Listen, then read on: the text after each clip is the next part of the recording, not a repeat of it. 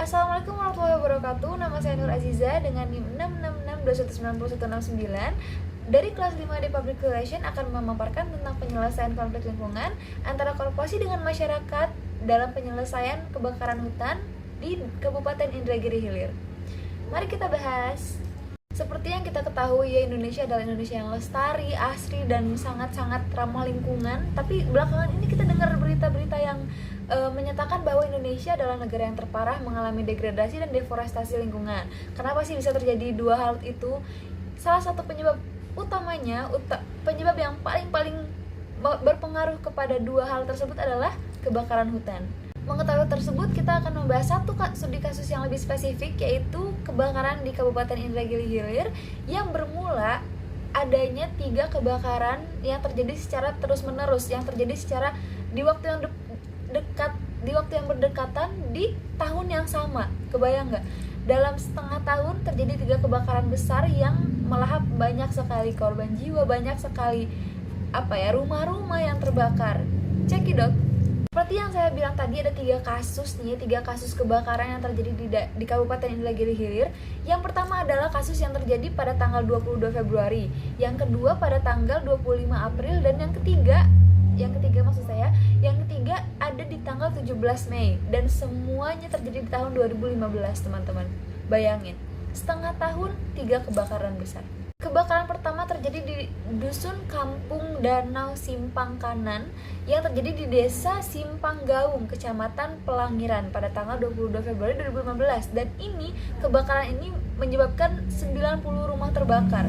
Kebayang nggak? Besar banget. Dan ada yang berasumsi bahwa kebakaran ini terjadi karena ada satu perusahaan yang berdiri di sekitar daerah tersebut, dan perusahaan tersebutlah yang menyebabkan terjadinya kebakaran itu. Kebakaran kedua terjadi pada tanggal 25 April 2015 di Desa Gembira, Kecamatan Gaung, dan ini itu menyebabkan diasumsikan bahwa juga disebabkan oleh PT atau perusahaan yang ada di daerah tersebut gitu, yang menyebabkan kebakaran hutan yang diperuntukkan agar perluasan wilayah perusahaan itu sendiri. Kebakaran yang ketiga terjadi ini adalah lahan milik PT Surya Agrindo Mandiri yang terjadi di Parit Minang, di Parit 6, Kecamatan Tempuling pada tanggal 17 Mei 2015, dan ini itu membakar sekitar kurang lebih 35 hektar lahan. Wah, luar biasa besar ya kebakarannya, Masya Allah. Nah, dari 3 kebakaran tersebut itu bisa menyebabkan terjadinya konflik lingkungan yang terjadi tentu saja karena ada 2 pihak antara korporasi dan masyarakat yang tidak punya hubungan yang baik. Makanya kita akan membahas di pembahasan yaitu gambaran proses terjadinya konflik antara korporasi dan masyarakat, kemudian ada metode penyelesaian konfliknya itu sendiri, kemudian ada penyelesaian konflik yang menurut Sutarno Wandoyo. Jadi kita langsung aja ke pembahasannya. Yang pertama adalah gambaran terjadinya konflik antara korporasi dengan masyarakat itu ternyata kayak gini guys. Pertama, korporasi itu melakukan pembakaran hutan dalam tujuan untuk pelebaran wilayah, untuk pembersihan, untuk peluasan lahan, untuk dibangun bangunan yang baru untuk perusahaan tersebut. Nah, entah kenapa api yang sudah membakar hutan itu ternyata merembet ke pemukiman warga yang menyebabkan 50 rumah terbakar.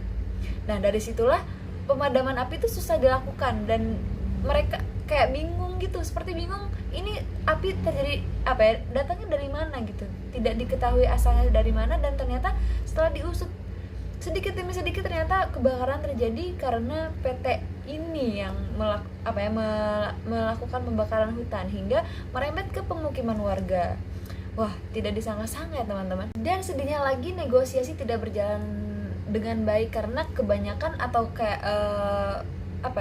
lingkungan tersebut didominasi oleh petani, dan kemudian petani di desa tersebut tidak memiliki kemampuan komunikasi yang baik, makanya negosiasinya tidak berjalan dengan lancar ya teman-teman. Maka dari itu sampailah kita ke dalam pembahasan metode penyelesaian konflik lingkungan. Ada 2 nih yang akan saya bahas di sini, yaitu yang pertama adalah penyelesaian jalur pengadilan, yang kedua adalah penyelesaian di luar jalur pengadilan atau penyelesaian yang terjadi tidak berdasarkan hukum seperti itu.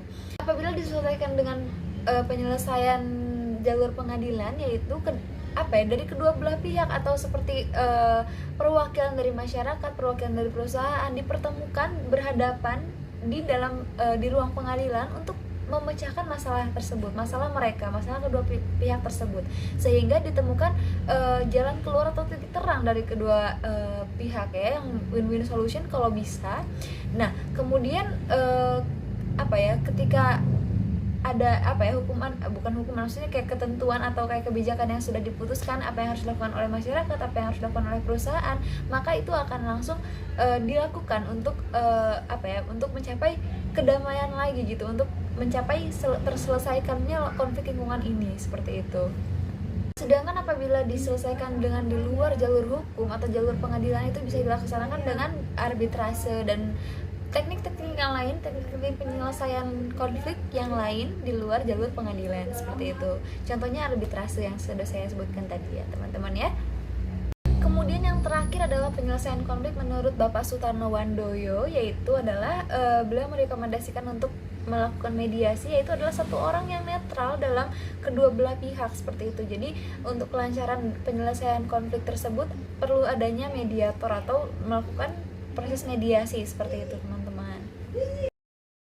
Nah, sampailah kita kepada kesimpulan yang dapat ditarik kesimpulan bahwa karena konflik yang terjadi antara korporasi dengan masyarakat ini terjadi sangat-sangat menegangkan, sangat-sangat panjang, dan ketika melakukan proses negosiasi ternyata tidak berhasil dan tidak efektif antara masyarakat dan korporasi, dikarenakan itu tadi masyarakat didominasi oleh petani yang tidak memiliki kemampuan khusus dalam berkomunikasi. Maka dari itu dilakukanlah sistem proses mediasi yang membutuhkan Bapak Camat setempat untuk menjadi mediator di antara kedua belah pihak, dan terjadilah ditemukanlah jalan keluar, yaitu pihak korporasi membayarkan kerugian kepada masyarakat yang dihasilkan dari proses atau menyelesaikan konflik dengan cara mediasi.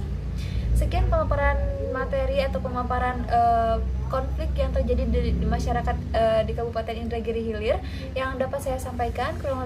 Kurang dan lebihnya mohon dimaafkan. Wassalamualaikum warahmatullahi wabarakatuh.